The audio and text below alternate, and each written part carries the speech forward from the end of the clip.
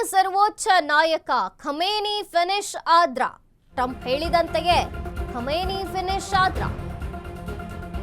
Iran ಸರ್ವೋಚ್ಚ ನಾಯಕ Khamenei finish ಆದ್ರ. ಟ್ರಂಪ್ ಹೇಳಿದಂತೆಯೇ ಆಯ್ತಾ? ಖಮೇನಿ ಮನೆಗೆ ನುಗ್ಗಿ ಹೊಡಿತಾ ಎಂಇಕೆ ಗ್ಯಾಂಗ್. ಟೆಹ್ರಾನ್ನ ಅತ್ಯಂತ ಬಿಗಿ ಭದ್ರತೆ ಇರುವ ಜಾಗಕ್ಕೆ ನುಗ್ಗಿ ದಾಳಿ.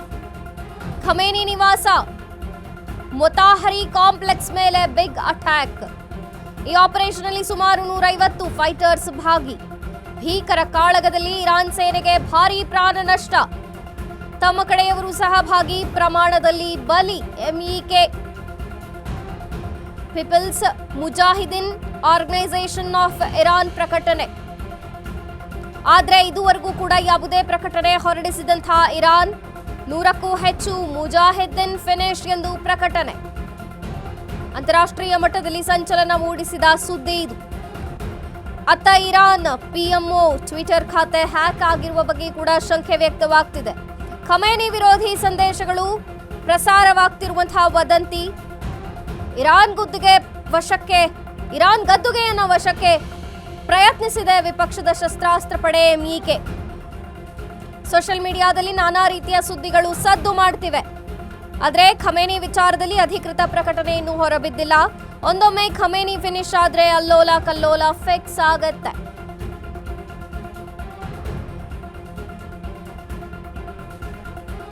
ಇರಾನ್ ಸರ್ವೋಚ್ಚ ನಾಯಕ ಖಮೇನಿ ಫಿನಿಶ್ ಆದ್ರ. ಟ್ರಂಪ್ ಹೇಳಿದಂತೆ ಫಿನಿಶ್ ಆದ್ರ ಖಮೇನಿ ಮನೆಗೆ ನುಗ್ಗಿ ಹೊಡೆಯಿತಾ ಎಂಇಕೆ ಗ್ಯಾಂಗ್.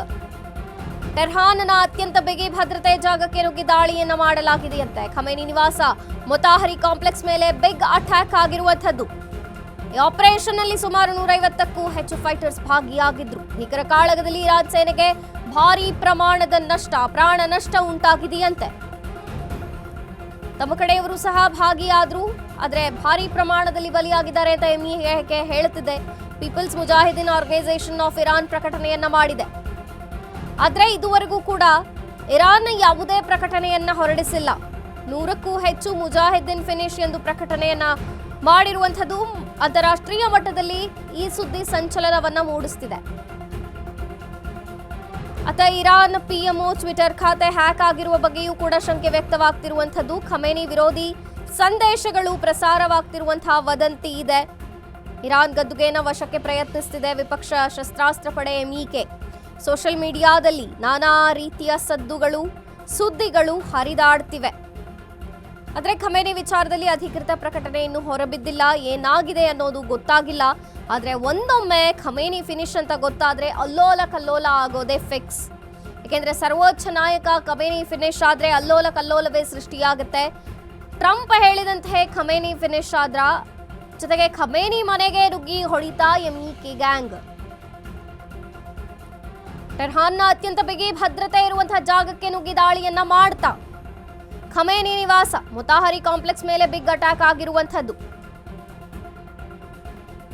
ಆಪರೇಷನ್ ಅಲ್ಲಿ ಸುಮಾರು 150 ಫೈಟರ್ಸ್ ಭಾಗಿಯಾಗಿದ್ದಂಥದ್ದು.